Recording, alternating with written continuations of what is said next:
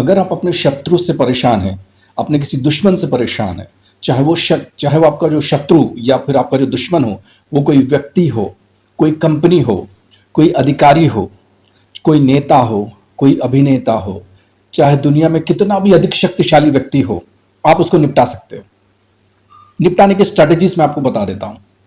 लोग बहुत निराश और हताशा की जिंदगी जी रहे हैं, क्योंकि कभी कभी क्या होता है कि हम सही होते हैं, हम गलत नहीं होते, पर लोग अपनी पद का दुरुपयोग करते हैं, अपनी पावर का दुरुपयोग करते हैं, अपने नेटवर्क का दुरुपयोग करते हैं, और उसका दुरुपयोग करके फिर वो हम पर हावी होना चाहते हैं या शरीफ लोगों पर हावी होना चाहते हैं।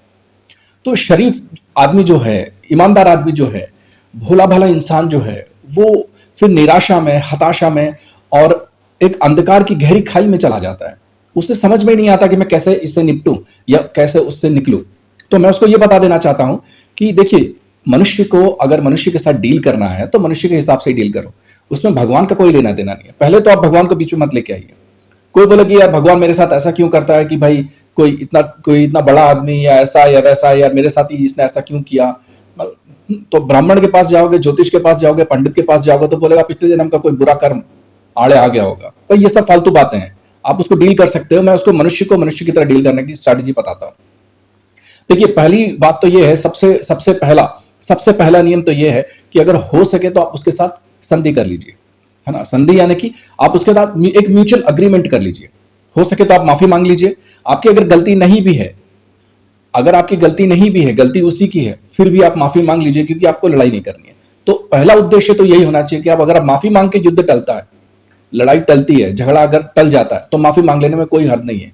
उससे आप छोटे नहीं हो जाओगे और सामने वाला कोई बहुत बड़ा नहीं हो जाने वाला, है ना। वो सब साइकोलॉजिकल है, तो साइकोलॉजिकल टर्मोइल से बाहर आ जाइए। तो सबसे पहला नियम तो ये है कि आप माफी मांग लीजिए और बात निपटा दीजिए। अगर आप माफी मांगने के बाद भी अगर वो बात नहीं मानता है, तो आप ये कीजिए कि आप उसके साथ अग्रीमेंट कर सकते हैं कि भाई ऐसा कर कि ये इलाका तेरा, ये इलाका मेरा, तू मेरे इलाके में मत आना, मैं तेरे इलाके में नहीं आऊंगा, ठीक।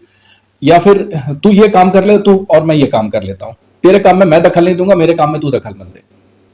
ये एक तरीका है ना। तो आप समानता के भाव में ले आइए उसको, प्रेम से, कि भाई अब तो उसमें आप बराबर हो जाते हैं, है ना, कि आप भी बराबर, वो भी बराबर। ये एक माननीय, सम्माननीय, एक सम्माननीय और एक बहुत उचित, जिसको बोलते हैं एक सोल्यूशन या फिर एक रास्ता है ये, कि आप उससे प्रेम से आप बोलेंगे भाई तेरा भी फायदा है। आप उसको उसका फायदा दिखाओगे ना कि भाई तेरा इसमें ये फायदा है, तो वो बहुत बहुत चांसेस है कि भाई वो मान जाए। अगर ऑफिस में कुछ काम कर रहे हैं, आप कहीं किसी फैक्ट्री में हैं, कहीं किसी जॉब में हैं, कहीं किसी बिजनेस में हैं, तो आप उसको ये समझा लीजिए कि भाई तू ये कर, तेरे इस काम में मैं मदद कर दूंगा और मेरे इस काम में तू मदद कर दे, है ना। आपस में लड़ने से फायदा क्या है, तू भी 2 रुपए कमा, मैं भी 2 रुपए कमाता हूं।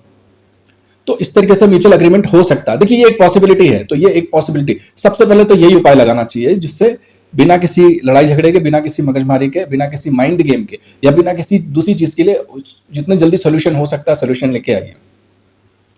अगर मान लीजिए वो मानता नहीं है और वो अधिक शक्तिशाली है, तो आप क्या करेंगे। तो ऑप्शन नंबर 2 मैं आपको बताता हूं कि आप क्या करना। तो आपका जो दुश्मन है, आपका जो एनिमी है, वो आपका जो शत्रु हो, चाहे वो व्यक्ति हो, चाहे वो कंपनी हो, चाहे वो कोई भी अधिकारी हो, आप ये जान लीजिए कि वो किसकी दम पे उछल रहा है। कुछ लोग पैसों की दम पे उछलते हैं, कुछ लोग गुंडों की दम पे उछलते हैं, कुछ लोग नेताओं की दम पे उछलते हैं, कुछ लोग ब्यूरोक्रेट्स की दम पे उछलते हैं, कुछ लोग अपने चाचा चाची, मामा मामी, फूफा फूफी के दम पे उछलते हैं, कुछ लोग अपने खुद की ऑफिस से, अपनी खुद की फैक्ट्री के दम पे उछलते हैं। तो वो किसकी दम पर उतना उछल रहा है, उसकी दम, उसकी स्ट्रेंथ जान लीजिए आप, है ना। दूसरा, एक और काम करना है आपको कि आप उसके ऑफिस के अंदर या उसकी फैक्ट्री के अंदर या उसके डिपार्टमेंट के अंदर 2 तरीके के लोग होंगे, एक वो जो उसके मित्र हैं और एक वो जो उसके शत्रु हैं। मान लीजिए अगर वो व्यक्ति बहुत चालाक, बहुत ज्यादा शातिर, बहुत ज्यादा हरामी है, तो 90% नहीं, 95% लोग उसके फेवर में होंगे, फिर भी 5% लोग उसके अगेंस्ट में होंगे ही। घर में कैसा होता है, एक ही माँ की पेट से जब 6 बच्चे पैदा होते हैं या 4 बच्चे पैदा होते हैं, तो सबका दिमाग एक ही जैसा तो नहीं होता ना। तो मैं बस यही रूल सब जगह अप्लाई करता है। ये रूल घर में भी अप्लाई करता है, फैक्ट्री में भी अप्लाई करता है, ऑफिस में भी अप्लाई करता है, और डिपार्टमेंट में भी अप्लाई करता है, और गवर्नमेंट में भी अप्लाई करता है, देश के ऊपर भी अप्लाई करता है। इसको बोलते हैं एक individual to universal rule apply करता है ये, कि एक व्यक्ति विशेष से पूरी दुनिया में यह कानून लागू पड़ता है कि सब लोग आपके फेवर में नहीं होंगे और सब लोग आपके खिलाफ भी नहीं होंगे। तो आप पहचान कर लीजिए कि आपका जो दुश्मन है, आपका जो शत्रु है, उसके ऑफिस में, उसके डिपार्टमेंट में, उसकी फैक्ट्री में या उसके उसके उसके उसके इंडस्ट्री में कौन लोग हैं जो उसके फेवर में हैं और कौन लोग हैं जो उसके खिलाफ हैं। जो लोग उसके खिलाफ में, आप उनको इकट्ठा कर लीजिए, है ना, और उनको इकट्ठा कर लीजिए और फिर उनको बोलिए कि भाई इस पर अटैक करें। तो वो आप डायरेक्टली उसमें नहीं है, फिर वो उन लोग, आप लोगों ने, आपने उनको सिर्फ हेल्प की, आपने उसको कुछ रिसोर्सेज देना है, कुछ कुछ मदद करनी है तो कर सकते हैं, लेकिन आप उसको, क्योंकि आपका कॉमन शत्रु है, फिर वो आपका एक कॉमन एनिमी है, उसको आप डिफीट कर सकते हैं आराम से। तो ये दूसरा ऑप्शन मैंने आपको बताया, तो ये आप इस तरीके से काम कर सकते हैं। और मान लीजिए अगर बहुत ज्यादा अधिक शक्तिशाली, बहुत ज्यादा अधिक अधिक शक्तिशाली अगर आपका शत्रु है, ये आपका जो एनिमी है, तीसरा रास्ता भी है, और वो ये है कि आप इसको बहुत साधारण भाषा में बताऊं आपको कि अगर मान लीजिए लकीर इतनी है, छोटी सी इतनी लकीर है, या इतनी बड़ी लकीर है, या इतनी छोटी लकीर है, आप जिस भाषा में आप समझ सको, लकीर अगर इतनी है तो उससे बड़ी लकीर खींच दीजिए। यानी कि मान लीजिए अगर उसके पास कितना, उसका फाइनेंशियल टर्नओवर कितना है, उसके पास कितनी बड़ी फैक्ट्री है, उसके पास कितने लोग हैं, तो उसके लेवल पे आप आ जाइए, या उसके लेवल पे आने के बाद फिर उससे बड़े हो जाइए, तो वो अपने आप छोटा हो जाएगा, तो अपने आप दब जाएगा। इसमें टाइम लगेगा, आपकी मेहनत लगेगी, काबिलियत भी लगेगी, और ये तरीका बहुत बढ़िया तरीका है वैसे मेरे हिसाब से। और अगर कोई व्यक्ति है तो आप उसे सक्सेसफुल होकर दिखा लीजिए। मान लीजिए उसके पास अगर एक फ्लैट है, 1 BHK फ्लैट है, तो आप 2 BHK ले लीजिए। उसके पास 2 BHK है तो आप 3 BHK ले लीजिए। अगर उसके पास एक 4 लाख, 5 लाख, 6 लाख की कार है तो आप 12 लाख की कार ले लीजिए। उसके पास 12 लाख की कार है तो आप 25 लाख की कार ले लीजिए, तो अपने आप उसको छोटा महसूस होने लगेगा। तो ये एक तरीका है, ये भी एक तरीका है।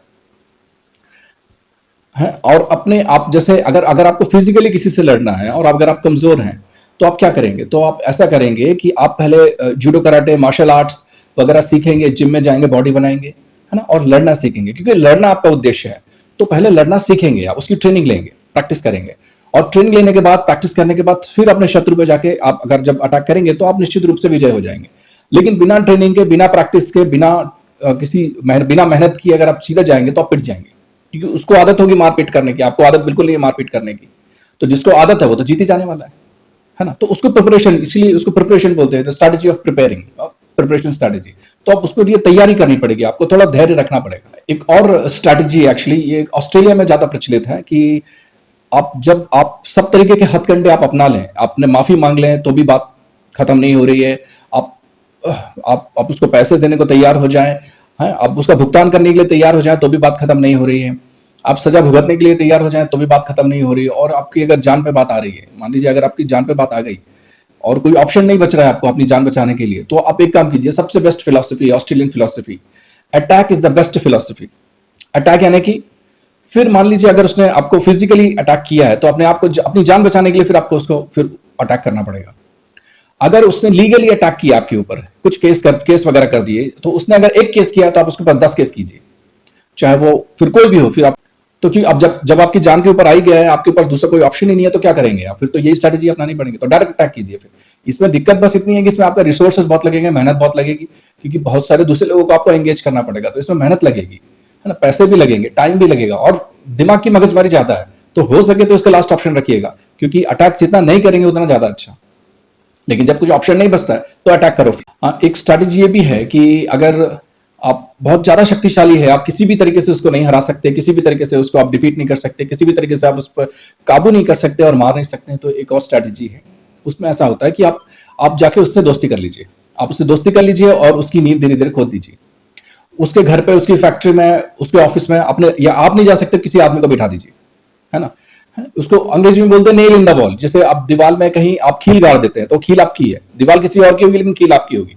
तो वैसे ही कंपनी किसी और की होगी, ऑफिस किसी और का होगा, डिपार्टमेंट किसी और का होगा, व्यक्ति कहीं होगा, तो कहीं भी आपका आदमी वहां पे रख दीजिए और उसको बोलिए कि भाई उसका विश्वास जीते, या तो आप खुद डायरेक्टली उसका विश्वास जीतिए, या उसको बोलिए कि भाई उसका विश्वास जीते, और उसका विश्वास जीतने के बाद फिर धीरे धीरे धीरे धीरे धीरे उसका डिस्ट्रक्शन कर दीजिए। तो इस तरीके से भी एक एनिमी या फिर अपने दुश्मनों को आप काबू भी कर सकते हैं और उनको डिस्ट्रॉय भी कर सकते हैं। इसमें भी अगेन फिर टाइम भी लगता है, थोड़ा पैसा भी लगता है और थोड़ी मगजमारी ज्यादा है, लेकिन जब ऑप्शन ना हो तो फिर एक ऑप्शन है, इसको ट्राई कर सकते हैं, ये स्ट्रैटेजीज में आप।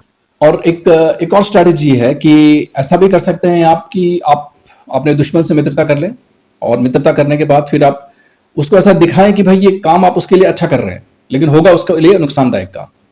ये एक है ऐसा कि उसको दिखाइए आपके इसमें उसका फायदा है, उसको लगेगा कि हाँ भाई ये फायदा है, मेरा फायदा भी है, लेकिन होगा एक्चुअली नुकसान, लॉन्ग टर्म में उसका नुकसान होगा। और अपने दोस्तों के साथ उल्टा कीजिए। उनको ऐसा लगेगा कि दोस्तों के साथ ऐसा दिखाइए कि भाई इसको मैंने नुकसान किया, लेकिन उस नुकसान से उसका फायदा हो जाएगा। तुरंत फायदा नहीं होगा, लेकिन थोड़े समय बाद फायदा हो जाएगा। तो ये भी एक स्ट्रैटेजी है। तो ये कुछ स्ट्रैटेजीज उन लोगों के लिए है जो बहुत निराश, हताश हो गए, जिनको पता ही नहीं था कि भाई कैसे क्या रास्ता निकल रहा है। फिर कुछ स्ट्रैटेजीज हैं ये एक्चुअली, और भी दूसरी स्ट्रैटेजीज है, इससे एडवांस लेवल की स्ट्रैटेजीज है, पर फिर वो मुझे ऐसा लगता है कि उसको इस प्लेटफॉर्म पर डिस्कस करना सही नहीं है। तो आप ये जो जितने स्ट्रैटेजीज मैंने बताई, उसका उपयोग करके आप बहुत सारे लोगों को वैसे भी निपटा सकते हैं, अपने शत्रुओं पर काबू पा सकते हैं। सबसे अच्छा ऑप्शन तो ये है कि भाई अगर हाथ पांव जोड़ के बात बन जाए तो बन जाए, कोई प्रॉब्लम ना हो। लेकिन अगर नहीं बन रही है तो फिर आप उपयोग कीजिए, फिर कोई ऑप्शन नहीं है। अपनी जान बचाने के लिए फिर आदमी को कुछ भी करना पड़ता है। तो जिंदगी बहुत आसान है, जिंदगी बहुत सरल है, आप जिंदगी बहुत अच्छे से जी सकते हैं, बहुत सफलतापूर्वक जी सकते हैं। चैनल को सब्सक्राइब करना ना भूलें, लाइक करें, शेयर करें। धन्यवाद।